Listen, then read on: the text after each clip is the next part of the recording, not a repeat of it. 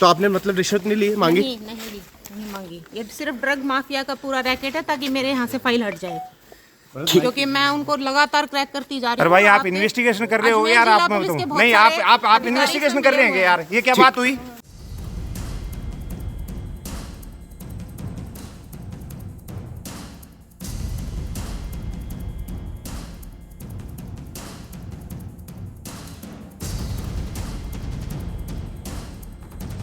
आखिर कौन फंसा रहा है दिव्या मित्तल को? क्या दिव्या किसी साजिश का शिकार हो गई हैं, या दिव्या ये सिर्फ अपने आप को बचाने के लिए कह रही हैं? और सवाल ये भी कि दिव्या के साथ इस 2 करोड़ के घूसकांड में कोई और भी शामिल है। बताया जा रहा है कि दिव्या ने गिरफ्तार होने के बाद शुरुआती पूछताछ में किसी बड़े अधिकारी का नाम लिया।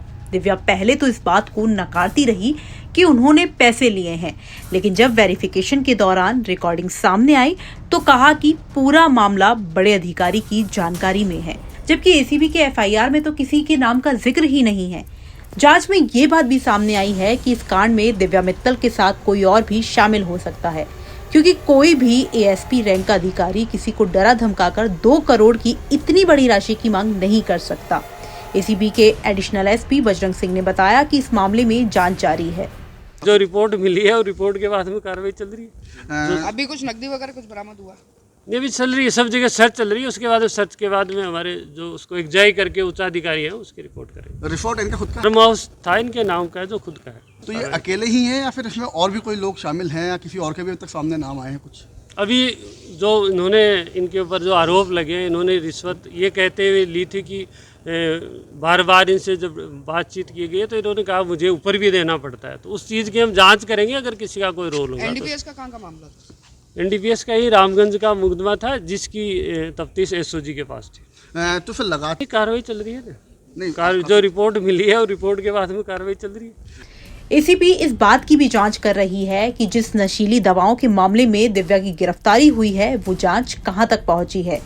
हम पहले आपको इस घूसकांड की शुरुआती कहानी भी बता देते हैं, इसके बाद आगे की बात भी विस्तार से बताएंगे। दरअसल मई 2021 में अजमेर पुलिस ने कुल 16 करोड़ रुपए से ज्यादा की नशीली दवाइयां पकड़ी थी। इसमें जयपुर में 5 करोड़ 50 लाख रुपए और अजमेर में 2 बार कार्रवाई कर 11 करोड़ की दवाइयां जब्त की जा चुकी हैं। ये सभी दवाइयां कई ब्रांड्स की थी, लेकिन अधिकांश में सॉल्ट ट्रामोडोल है। इस मामले की जांच दिव्या मित्तल कर रही थी। इसमें अजमेर जिला पुलिस ने 3 जांच अधिकारी बदले थे, जिसके बाद इस मामले में पुलिस की भूमिका भी संदेह के घेरे में है। फ्लैट में जांच के दौरान दिव्या लगातार कहती रही कि नशीली दवा तस्करी के मामले में ड्रग माफिया को पकड़ने के चलते उनके खिलाफ साजिश की जा रही है।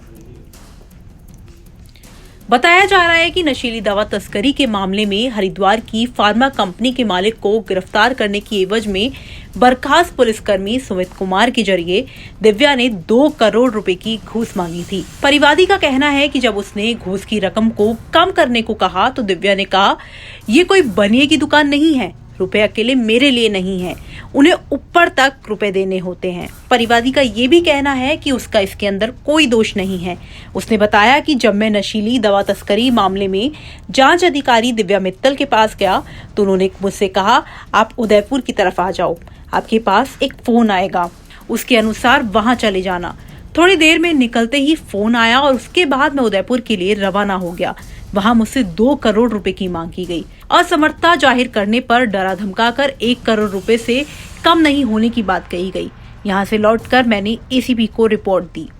पहली किस्त के रूप में परिवादी 25 लाख रुपए देने वाला था और एसीबी भी जाल बिछा चुकी थी। तभी दलाल को इसकी भनक लग गई और वो नहीं आया। ट्रैप फेल होने पर एसीपी ने अदालत से वारंट लेकर अजमेर एसओजी की एडिशनल एसपी दिव्या मित्तल के ठिकानों पर सोमवार को छापेमार कार्रवाई की। घूसखोरी के मामले में एसीबी ने अजमेर के अलावा उदयपुर, झुंझुनू और जयपुर में सर्च अभियान चलाया था। अब फिलहाल दिव्या एसीपी की गिरफ्त में है, जिन्हें सोमवार शाम अजमेर से जयपुर ले जाया गया था, जिन्हें आज दोबारा अजमेर लाकर एसीबी कोर्ट में पेश किया जाएगा। इस दौरान एसीपी के अधिकारी दिव्या से और अधिक पूछताछ के लिए कोर्ट से रिमांड की मांग कर सकते हैं। अब इस पूछताछ में कौन कौन सी चौंकाने वाले तथ्य सामने आते हैं, ये देखने वाली बात होगी। राजस्थान तक के लिए अजमेर से चंद्रशेखर शर्मा की रिपोर्ट।